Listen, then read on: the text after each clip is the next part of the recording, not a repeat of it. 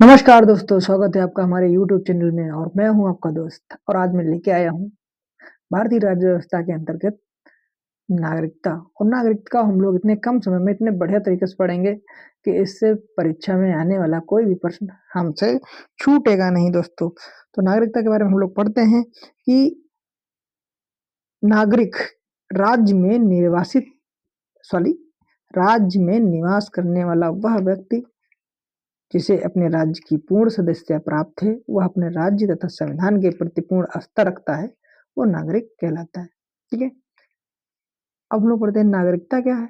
नागरिकता व्यक्ति को देश के भीतर कुछ विशेष अधिकार प्रदान करती है, जैसे वोट डालने का, देश में रहने का, अन्य नागरिक अधिकार। बदले में व्यक्ति को देश के कानूनों का पालन करने, कर्तव्यों का निर्वहन करने की जिम्मेदारी होती है। तो ऐसा समझ सकते हैं कि कोई भी ऐसा किसी देश का नागरिक जो अपने देश के प्रति आस्था रखता है, अपने देश के कानून को मानता है, अपने देश के जो राष्ट्रीय चिन्ह है और उसकी विश्वास रखता है, तो वो देश का नागरिक होता है। उसको अधिकार मिलते हैं, वोट डालने का अधिकार और भी चीजें। ठीक है। तो भारतीय संविधान में एकल नागरिकता का प्रावधान है। बस ये याद रखना, यही कुछ की पॉइंट है जो आपको वो करते हैं। एकल नागरिकता का मतलब ये होता है कि जैसे भारत के 28 राज्य हैं, मान लेते हैं, ठीक है, चाहे जितने भी, ठीक है।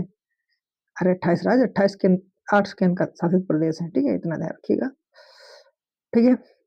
बाद में जैसे मेरा वीडियो है, हो सकता है 5 साल बाद देखो तब तक चेंज हो जाए, उस हिसाब से मैं नहीं कह रहा हूँ। ठीक है, वीडियो के हिसाब से बता रहा हूँ। तो इसमें क्या है, 28 राज्य हैं, तो ऐसा नहीं जम्मू कश्मीर के लोग जो है उनके पास अलग नागरिकता है, पंजाब के लोगों के पास अलग नागरिकता है, ऐसा नहीं है। तुम इन कहीं के भी हो, लेकिन तुम्हारे पास नागरिकता केवल एक ही होगी, वो इंडियन। ठीक है। लेकिन अमेरिका में क्या है, अमेरिका में है दोहरी नागरिकता। दोहरी नागरिकता का मतलब क्या है, जैसे वो उसके 50 राज्य हैं, ठीक है।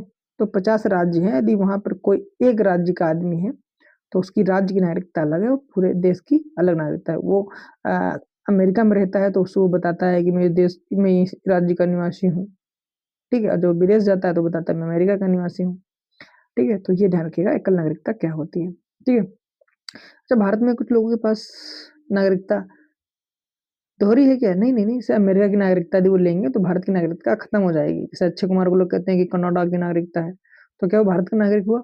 मेरे ख्याल से तो नहीं होना चाहिए उसे भारत का नागरिक। यदि भारत भारत के नागरिक यदि होते हुए भी यदि कनाडा की नागरिकता ले लेगा तो उसकी भारतीय नागरिकता ऑटोमेटिक खत्म हो जाएगी। ठीक है। रह ही नहीं सकता। विराट कोहली लोग कहते लंदन बस गया है। चलो ये बात की बातें करेंगे, पढ़ लेते हैं यार, बड़ा बड़ा लंबा चैप्टर है।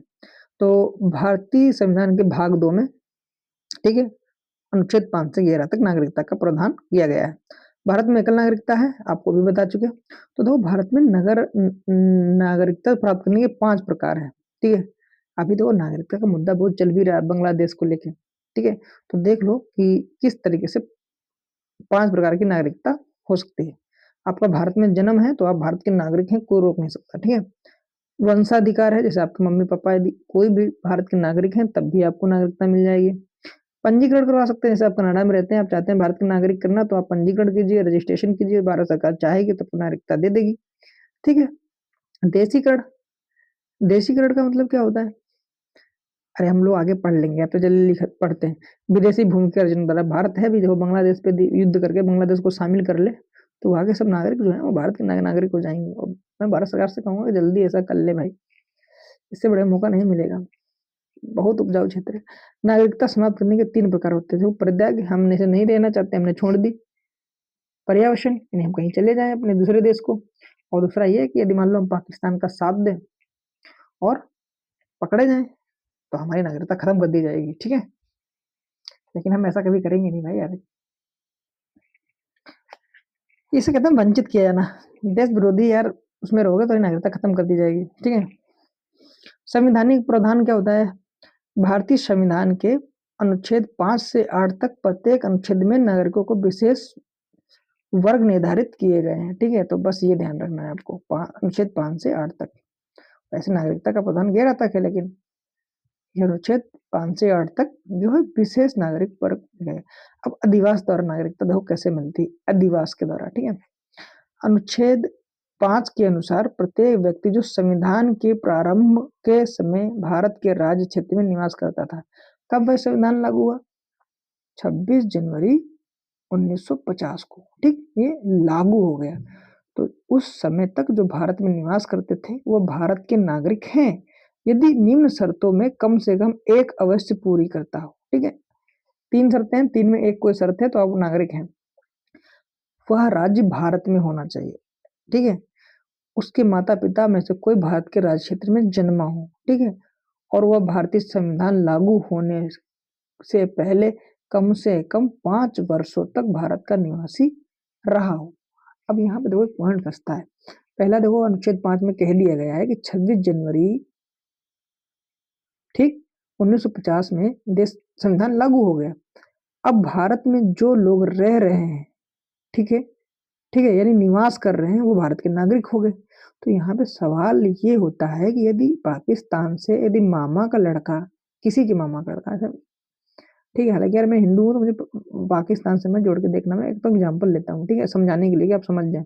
पाकिस्तान में किसी के मामा का लड़का यदि उस समय यहाँ पे 3 दिन से रह रहा होता, 3 दिन से रह रहा होता, तो वो क्या कहता, अरे हम तो भारत के नागरिक हो गए। बोलो कैसे, क्यों? क्योंकि 26 जनवरी को 1950 को संविधान लागू हुआ और उसमें अनुच्छेद 5 कह रहा है कि जो इस समय लागू होते वक्त जो संविधान भारत में निवास कर रहा है वो क्या होगा, वो उसका निवासी होगा। तो यहाँ पे ये दावा कर सकता है और उसके हिसाब से दावा करना सही भी है। तो यहाँ पे इसलिए कह दिया गया कि वो कम से कम 5 वर्षों से यहाँ पे भारत का निवासी रह रहा हो।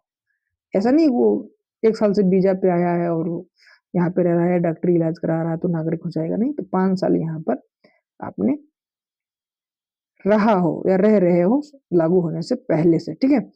या तो आपके मम्मी पापा का जन्म यहाँ पे भी हो, यही यहाँ पे हुआ हो। जैसे मान लो कुछ 10 साल के लिए पढ़ने अमेरिका चले गए लेकिन उनके मम्मी पापा यहाँ रहते हैं और संविधान लागू हो गया और बाद में आ रहे हैं, तो ये वाला नियम तो नहीं लागू हो रहा है उनपे। तो हाँ वो कहेंगे नहीं मेरे मम्मी पापा यहाँ के निवासी है तो मैं भी यहाँ का नागरिक हूँ, ठीक है।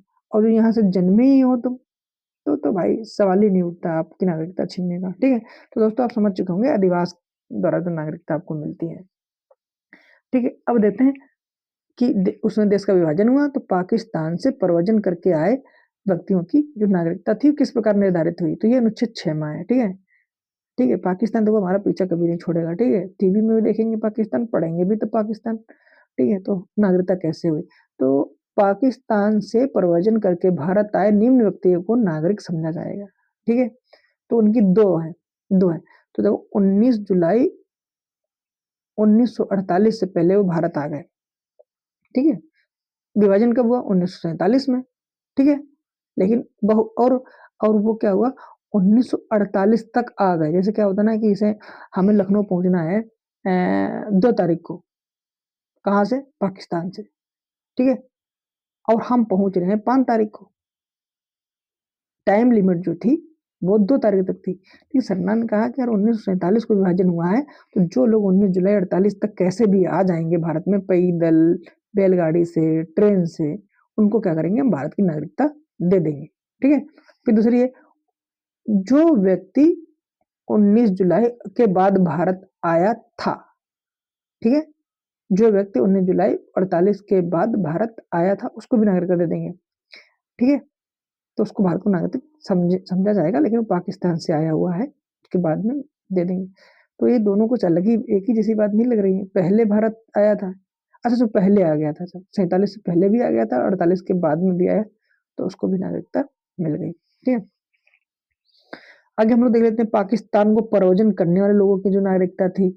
तो देखो एक व्यक्ति जो 1 मार्च 1947 के बाद भारत से पाकिस्तान स्थानांतरित हो गया लेकिन बाद में फिर भारत लौट आया तो वह भारत का नागरिक बन सकता है यदि वह स्थायी रूप से भारत लौटने की अनुमति लेकर आया हो, ठीक है। जैसे कुछ पाकिस्तान लोग चले गए होंगे 1947 में और यदि वो फिर लौट आए होंगे तो वो वहां से परमिशन लेके आए होंगे तो उनको वहां से यहाँ भारत की नागरिकता मिल जाएगी। ऐसे व्यक्ति को नागरिकता के लिए पंजीकरण कराना होगा जो कम से कम 6 महीने तक भारत में रहने के बाद किया जा सकेगा। भाई आओ यहाँ 6 महीने रहो, और ऐसा नहीं कि वहां से भागा है फिर 3 महीने यहाँ रहो फिर यहाँ से भी भागो, ठीक है। तो ये सरकार यही करती रहेगी, तो 6 महीने यहाँ रहो फिर पंजीकरण करो, हम डिसाइड करेंगे तो नागरिकता दे या ना दे, ठीक है।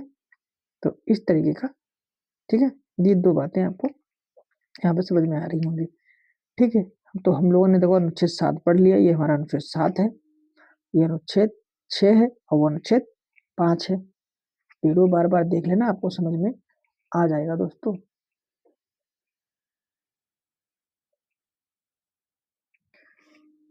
ठीक है, अब हम लोग पढ़ लेते हैं भारत से बाहर रहने वाले मूल व्यक्तियों की नागरिकता।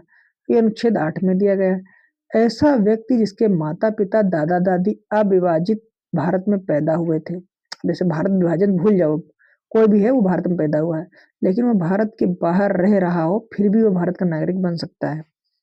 ठीक है, जैसे अब हमको ले लो, हमारे दादा दादी थे, वो देश की आज़ादी के समय देश में पैदा हुए थे, या देश से आज़ाद होने से पहले वो देश में पैदा हुए थे, लेकिन क्या हुआ कि विभाजन विभाजन यहाँ चलता रहा और हम रह रहे थे उसमें विदेश में। ठीक है, तो भारत के राजनयिक है परिषद के प्रतिनिधि के समक्ष नागरिकता संबंधी प्रवेदन कर सकता है और उसके आवेदन पर उसको नागरिकता मिल जाएगी। ठीक है, जैसा ऐसा समझ लो कि महात्मा गांधी जो थे पढ़ने के लिए लंदन चले गए, लंदन के बाद वो लौट के आए, फिर 4-5 साल बाद वो चले गए अपने ब्रिटेन, वहां चले गए, साउथ अफ्रीका चले गए। तो ऐसे में क्या होता है कि यदि देश आजाद हो जाता और कायदा नियम कायदा कानून नागरिकता को लेके बन जाते, तो अनुच्छेद 8 के तहत उनको पंजीकरण के द्वारा, कि वो हमसे कहते हैं कि नहीं नहीं हमारे जो मोहनदास जो थे, मोहन जो करमचंद गांधी से मोहनदास करमचंद गांधी उनसे कहा जाता है, तो करमचंद जो गांधी थे उनके पिताजी, ठीक है, या जो उनकी माता थी उस आधार पे वो पंजीकरण के द्वारा वो ले सकते थे। ठीक है, अनुच्छेद 9 देख लेते हैं हम लोग। भारतीय संविधान अनुच्छेद 9 बताता है कि कोई व्यक्ति जो स्वेच्छा से विदेशी राज्य की नागरिकता प्राप्त करता है वो भारत का नागरिक नहीं माना जाएगा। जैसे अक्षय कुमार है, उन्होंने तो कनाडा की नागरिकता ले ली है, तो वो नागरिक नहीं माने जाएंगे। तो वो शुरू के अनुच्छेद 5, 6, 7, 8 थे, वो थोड़ा टिपिकल है। ठीक है, इनको बहुत अच्छे से आप लोग देख लीजिएगा, मैं भी इस पे बहुत ज्यादा अध्ययन करूंगा। ठीक है, तो समझ में आएगा। 10 में क्या है, भारतीय संविधान का महत्वपूर्ण अनुच्छेद है, नागरिकता के अधिकारों की निरंतरता से संबंधित। ये स्पष्ट करता है कि जो व्यक्ति पहले से भारत का नागरिक है वह संसद द्वारा बनाए गए किसी भी कानून के तहत अधीन नागरिक ही बना रहेगा। ठीक है, अब जो नागरिकता के बहुत से अधिकार कानून आते रहेंगे, आप पहले से नागरिक हैं तो आप नागरिक ही बने रहेंगे। अनुच्छेद 11 कहता है भारत का संविधान महत्वपूर्ण अनुच्छेद है, संसद को नागरिकता से संबंधित कानून बनाने का अधिकार देता है और यह संसद नागरिकता प्राप्त करने खोने उससे संबंधित कानूनों को बना सकती है। ठीक है दोस्तों, तो 11 तो याद रखना कि 11 है वो संसद की शक्ति है अधिकार इसको लेकर। ठीक है, और आप हैं, आपकी नागरिकता कोई आपसे ले नहीं सकता यदि आप किसी भी प्रकार का वो नहीं कर सकते, ये आपका अधिकार है। तो ऐसा समझते हैं कि अनुच्छेद 11 है संसद का अधिकार है नागरिकता छीनने और देने का। ठीक है, और ये आपका अधिकार है कि आप यदि यहाँ पैदा हुए हैं और आपके पास भारत की नागरिकता है तो कोई छीन नहीं सकता है, सिवाय जब आप कुछ गलत ना करें। ठीक है, आपका अधिकार है संसदीय अधिकार। नो कहता है कि कोई भी विदेशी नागरिक है, उसके मम्मी पापा यहाँ पैदा हुए थे, वो बाहर था देश, तो उसको पंजीकरण के द्वारा यहाँ से नागरिकता मिल जाएगी। जैसे अभी आप लोग देख लो कि पाकिस्तानी प्लेयर है दानिश कनेरिया, तो दानिश कनेरिया जो है वो बहुत ज्यादा हिंदू सच्ची बात संबंधी बातें करता है। यदि वो चाहे यदि आवेदन करे तो भारत सरकार उसको नागरिकता बना सकती है। और आप अदनान सामी का केस देख लीजिए, उसमें भारत का नागरिक है। ठीक है, लेकिन वो मूल कहाँ का है, पाकिस्तान का। तो ये अनुच्छेद 9 के तहत होता है। ठीक है, ठीक है,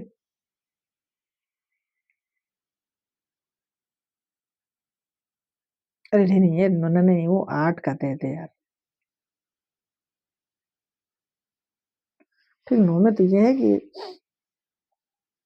हम यदि किसी की नागरिकता लेंगे किसी देश की, तो हमारी नागरिकता नष्ट हो जाएगी। ठीक है दोस्त, नागरिकता हम लोगों ने पढ़ लिया है, तो अब हम लोग नागरिकता से संबंधित कुछ अधिनियम है उनके बारे में अगले वीडियो में चर्चा करेंगे, नहीं तो ये वीडियो बहुत लंबा हो जाएगा और हम लोग अगले वीडियो में बहुत डिस्कस अच्छे तरीके से करेंगे। ठीक है, खुश रहिए, ख्याल रखिए और हमारे वीडियो को प्रमोट कीजिए।